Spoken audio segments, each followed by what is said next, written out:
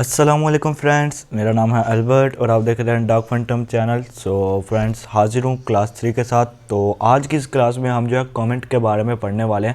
HTML में comment किसको बोला जाता है। तो स्टार्ट करते हैं क्लास को। तो सबसे पहले हम ये जो फोल्डर हमने पिछली क्लास में बनाया है इसका रीनेम कर देते हैं और इसको नेम दे देते हैं HTML कोर्स का, ठीक है। और इसके अंदर ही हम सारी कोडिंग्स करेंगे, जो भी हम करने वाले हैं इसको हम यहाँ पे रख देते हैं और इसको हम ओपन करते हैं। सिंपल ओपन करने के बाद हम इस फाइल को जो है डिलीट कर देते हैं, जो कि हमने पिछली क्लास में यूज़ की थी। और आज से जो है हमारा जो प्रैक्टिकल स्टार्ट हो रहा है, तो इसके लिए हम न्यू एक फ़ाइल बनाएंगे। तो यहाँ से हम VS कोड को ओपन कर लेते हैं। VS कोड को ओपन करने के बाद हम यहाँ पर सिंपल फाइल जो है बना लेते हैं। फाइल हम बनाएंगे comment.html, ठीक है।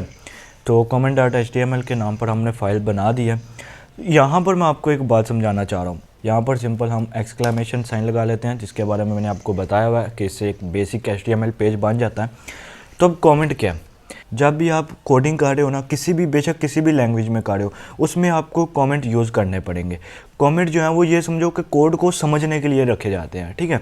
जैसे कि मैं यहाँ पर बॉडी के अंदर एक हेडिंग लिखना चाह रहा हूँ, ठीक है। मैं एक हेडिंग टैग लगाऊंगा और यहाँ पर मैं लिख देता हूँ दिस इज़ हेडिंग, ठीक है।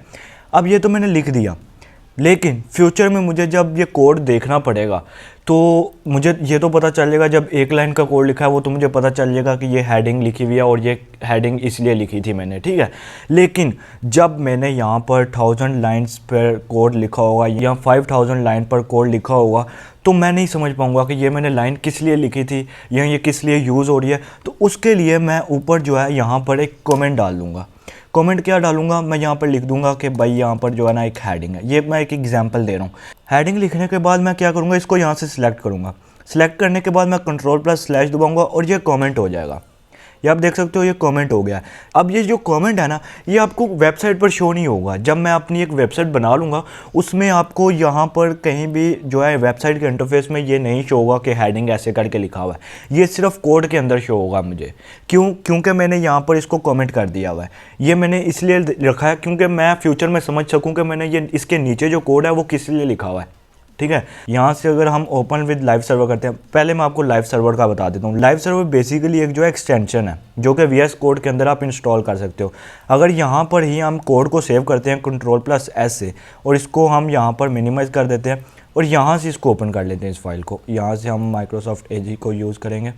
यहाँ से हमने इसको ओपन कर लिया, सेम वही चीज़ आएगी। लेकिन जब भी मुझे यहाँ पर मैं एक और H1 का टैग लगाता हूँ और उसके अंदर अल्बर्ट लिख देता हूँ। अब मैंने कंट्रोल+S कर दिया, VS कोड के अंदर मैंने इसको सेव कर लिया, लेकिन मैं ब्राउज़र के अंदर जाऊँगा, मुझे यहाँ पर नहीं नज़र आएगा। मुझे यहाँ पर रीलोड करना पड़ेगा, फिर से मुझे ये नज़र आएगा।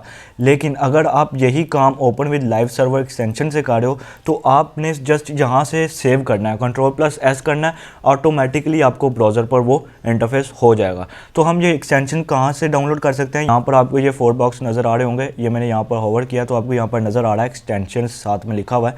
तो इसको आप कंट्रोल+Shift+X के साथ भी ओपन कर सकते हो। तो हम कंट्रोल+Shift+X करते हैं और यहाँ पर हम सिंपल लिखेंगे लाइव सर्वर, ठीक है।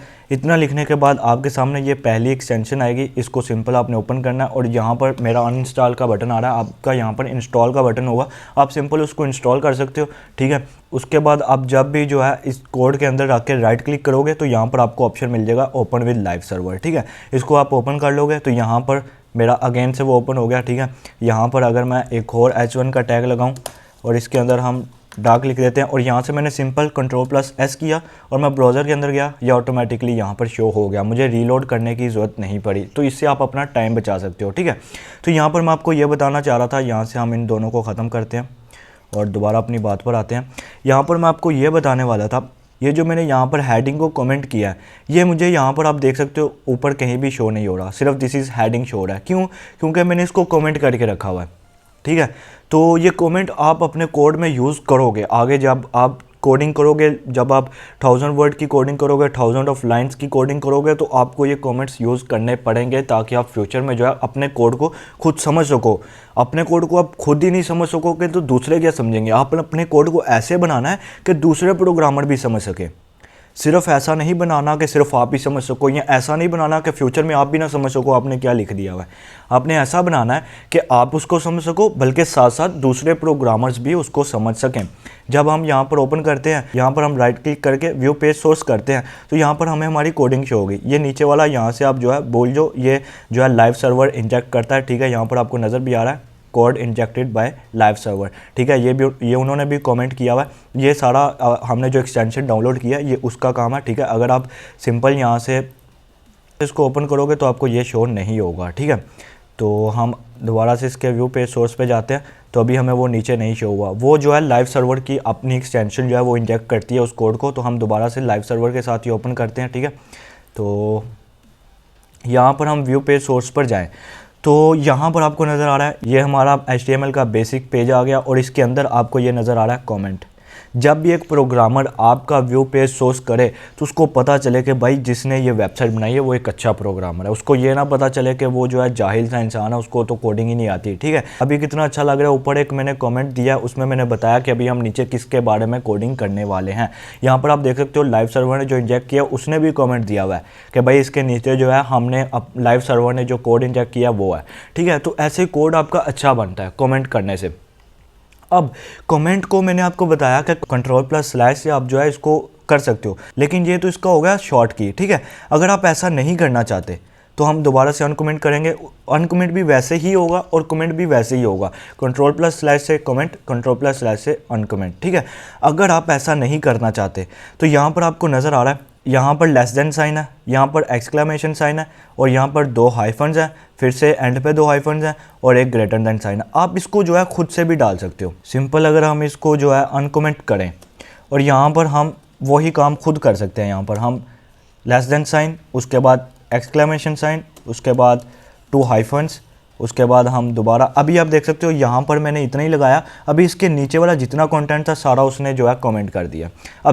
अब जब तक मैं इस कमेंट को जो है क्लोज नहीं करूँगा उसको नहीं पता कितना जो है इसको कमेंट बना के रखना है। मैं नीचे जो भी लिखता जाऊँगा वो कमेंट ही रहेगा, ठीक है। यहाँ पर कमेंट ही रहेगा। यहाँ पर आप देख सकते हो मेरा H1 का जो एमिट एब्रीवेशन है वो नहीं शो हो रहा, कि यहाँ पर वो मुझे ऑटोमेटिकली फिल करने को नहीं बोल रहा, क्योंकि ये कमेंट है। ये हम कोडिंग नहीं कर रहे उसकी नज़र में, हम उसकी नज़र में खुद से बस एक लाइन लिख रहे हैं। उसकी नज़र में हम कोडिंग नहीं कर रहे, VS की नज़र में हम कोई कोडिंग नहीं कर रहे, हम एक कमेंट लिख रहे हैं। तो जब तक हम इसका जो है क्लोज टैग नहीं बनाएंगे तब तक उसको जो है लगेगा कि हम कमेंट ही लिख रहे हैं। जैसे ही हमने इसका कमेंट टैग बंद किया तो नीचे से अगेन वैसे ही होगा। अभी हमारा एमिट एब्रीवेशन जो है काम करेगा। एमिट एब्रीवेशन इसको बोलते हैं कि ऑटोमेटिकली जो फिल करा है। यहाँ पर आपको नज़र आ रहा होगा एमिट एब्रीवेशन, ये हमें जो है ऑटो फिल करने को बोलता है, ठीक है। तो हम सिंपल एंटर करेंगे तो अभी हमारा H1 का टैग जो ऑटोमेटिकली फिल हो रहा है।